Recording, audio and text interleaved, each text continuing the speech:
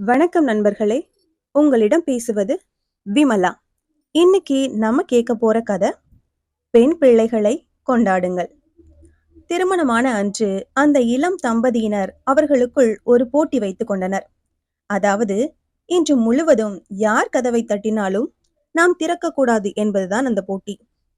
அப்படியாக போட்டி துவங்கிய சில மணி நேரத்திலேயே கணவரின் பெற்றோர்கள் கதவை தட்டினர். கணவர் கதவை திறக்கலாம் என்று நினைக்கும் போது போட்டி ஞாபகத்துக்கு வரவே கதவை திறக்காமலே இருந்தார்.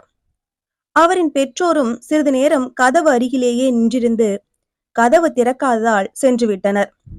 சில மணி நேரத்தில் அந்த பெண்ணின் பெற்றோர் கதவை தட்டினர். கணவனும் மனைவியும் ஒருவரை ஒருவர் பார்த்து கொண்டனர். மனைவியால் தன் பெற்றோர் வெளியே நிற்பதை பார்க்க முடியாமல் கண் கலங்கிக் கொண்டே, என்னால் இனிமேலும் சும்மா இருக்க முடியாது என்று கூறியவாறே கதவை திறந்துவிட்டாள். கணவரும் ஒன்றும் சொல்லவில்லை. நாட்கள் உருண்டோடின. அவர்களுக்கு 4 மகன்களும் 1 மகளும் பிறந்தனர். அவள் கணவரும் தனக்கு மகள் பிறந்ததை கொண்டாட பெரிய விருந்து ஏற்பாடு பண்ணினார். மகிழ்ச்சியுடன் விருந்து நடந்து முடிந்தது.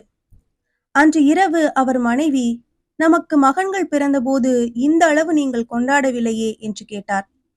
அதற்கு அவள் கணவர், என் மகள்தான் நாளை எனக்காக கதவை திறப்பாள் என்றார்.